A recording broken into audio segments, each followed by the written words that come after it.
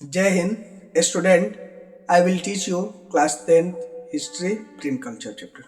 Okay, today is last video for this chapter and today topic is print and censorship. मतलब print जब आया तो कब कब इस पे रिस्ट्रिक्शन लगाया गया। तो देखिए अभी फिलहाल हम लोग अपने सिलेबस में इसको पढ़ेंगे इंडिया में ही, ठीक है। बाहर में क्या किया उस पर, जैसे कि यूरोप वगैरह में चर्च के द्वारा कुछ कुछ रिस्ट्रिक्शन इस पे लगाया गया था, इसके बारे में हमारे सिलेबस में नहीं पढ़ना, ठीक है। हमारे सिलेबस में सिर्फ इंडिया के बारे में पढ़ना है कि इंडिया में कब कब यहाँ पे एथी लगा हुआ है, सेंसरशिप लगा हुआ है, इसके बारे में आज हम देखिए। British government initially had a relaxed view towards the press, but it changed the some restriction on those newspaper which is criticizing colonial rule.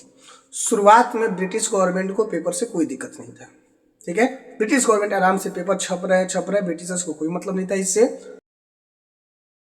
कुछ समय बाद कुछ पेपर वाले कॉलोनियल रूल के खिलाफ लिखना शुरू कर दिया, यानी कि ब्रिटिशर्स जो यहाँ पे रूल कर रहे थे इंडिया में, इनकी जो गलतियां थी, इनकी गलतियां पेपर में बताना शुरू कर दिए। अब इनको बुरा लग गया, अब बुरा लग गया तो ये लोग क्या किए, सेंसरशिप शुरू कर दिए, ठीक है, रिस्ट्रिक्शन लगाना शुरू कर दिए। देखिए in 1820s the Calcutta supreme court pass certain regulation to control press freedom. 1820 ईस्वी में कलकत्ता का जो सुप्रीम कोर्ट है ये कुछ रूल रेगुलेशन पास करता है, ठीक है, प्रेस की फ्रीडम को कंट्रोल करने के लिए, कि अब आप प्रेस में खुल करके कुछ भी नहीं लिख सकते, ठीक है। आपको उसके लिए क्या तो रिस्ट्रिक्शन लगा दिया, और ये रिस्ट्रिक्शन स्पेशली वर्नाकुलर लैंग्वेज जो लिखे जाते थे उनके लिए। देखिए वर्नाकुलर लैंग्वेज करने का मतलब है सबका अपना लोकल लैंग्वेज। जैसे बंगाल है तो बंगाल के लोगों का बंगाली अपना क्या है, वर्नाकुलर लैंग्वेज हो गया। महाराष्ट्र है तो महाराष्ट्र के लोगों का मराठी जो है उनका अपना वर्नाकुलर लैंग्वेज हो गया, ठीक है। तो खासकर इसमें ध्यान दिया गया था वर्नाकुलर लैंग्वेज में जो भी पेपर छपते थे उस पर रिस्ट्रिक्शन का, ठीक है।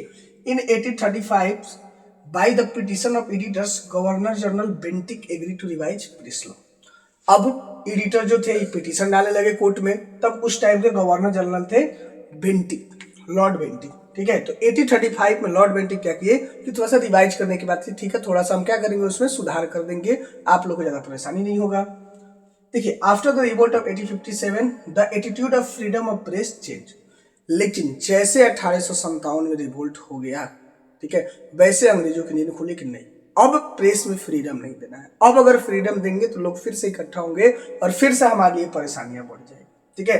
तो इनका जो फ्रीडम ऑफ प्रेस के प्रति एटीट्यूड था ये एटीट्यूड चेंज हो गया। इन 1878 vernacular press act pass which is model on Irish Paris law. देखिए in this the editor first submit its article to government officials to check after it they can print। देखिए 1878 में vernacular press चल रहा है। Vernacular अभी बताए हुए हैं कि जो लोकल लैंग्वेज जो अखबार अपना छापा करते थे लोग, उनके लिए ये प्रेस एक्ट था। अब वर्नाकुलर प्रेस एक्ट में क्या बोला गया कि आपको अखबार में क्या छापना है आप ला करके पहले गवर्नमेंट ऑफिस को सबमिट करेंगे, ठीक है। गवर्नमेंट ऑफिशियल्स जो भी लोग बैठे हुए हैं ब्रिटिशर्स हैं, ब्रिटिश ऑफिसर हैं, वे सारे लोग चेक करेंगे। अगर इसमें एक भी ब्रिटिश कॉलोनियल रूल के खिलाफ कुछ बातें निकली तो इसको क्या किया जाएगा, कैंसिल कर दिया जाएगा, आप इसको नहीं छाप सकते। अगर पूरा आर्टिकल पढ़ा गया, उस आर्टिकल में आप ब्रिटिश कॉलोनियल रूल के अगेंस्ट में आप कुछ नहीं लिखे हैं, तभी आप पेपर में छाप सकते हैं, ठीक है। अब ये नियम ला दिया गया तो भाई फिर पेपर का मतलब क्या रह गया, फिर प्रेस का मतलब क्या रहा, तो फ्रीडम ऑफ प्रेस तो बिल्कुल खत्म ही हो गया। तो समझिए 1878 में फ्रीडम ऑफ प्रेस बिल्कुल खत्म हो गया, ठीक है। आप सिर्फ वही चीज लिख सकते हैं जो ब्रिटिश ऑफिसर को अच्छा लगता है, ठीक है।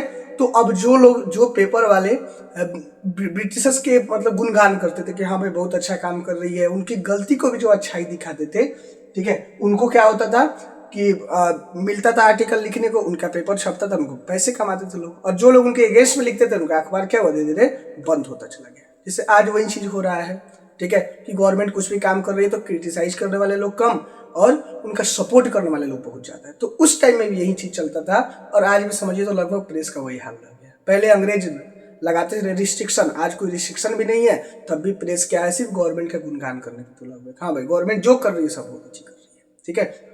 देखिए अब कुछ यहाँ पे न्यूज़पेपर किनके द्वारा छापा गया था जो इंपोर्टेंट है, आपके एग्जाम में ऑब्जेक्टिव्स वगैरह में पूछे जाते हैं। ये देखिए तो केसरी न्यूज़पेपर है, बाल गंगाधर तिलक द्वारा 1907 में छापा गया था, और इसके लिए बाल गंगाधर तिलक जेल में भी गए हुए थे, ठीक है। उसके बाद है बंगाल गजट, J.A. हिक्की 1780 में छापा गया था J.A. हिक्की द्वारा।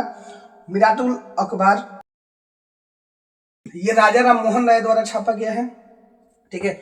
उसके बाद सोम प्रकाश जो है ये ईश्वर चंद्र विद्यासागर जी का छापा हुआ है। और यंग इंडिया जो है ये मोहनदास करमचंद गांधी जी का छापा हुआ है, ठीक है। तो ये सारे कुछ न्यूज़पेपर इंपोर्टेंट है, इसलिए बहुत सारा है, लेकिन सिलेबस में आपको इतना ही है। बिहार बोर्ड में थोड़ा ज्यादा पढ़ना है, सीबीएसई बोर्ड में इतना, इससे ज्यादा कुछ नहीं पूछेगा आपसे, ठीक है। Let's note it. चलिए, आई होप आपको मेरा वीडियो पसंद आया हो। वीडियो पसंद आए तो वीडियो को लाइक करें, चैनल को सब्सक्राइब करें। आप हमारे साथ फेसबुक इंस्टाग्राम के माध्यम से जुड़ के अगर अपनी समस्याएं जितना जल्दी भेज देंगे मैं उतना जल्दी वीडियो बना के आपकी समस्याओं का समाधान कर सकूंगा। तब तक के लिए जय हिंद।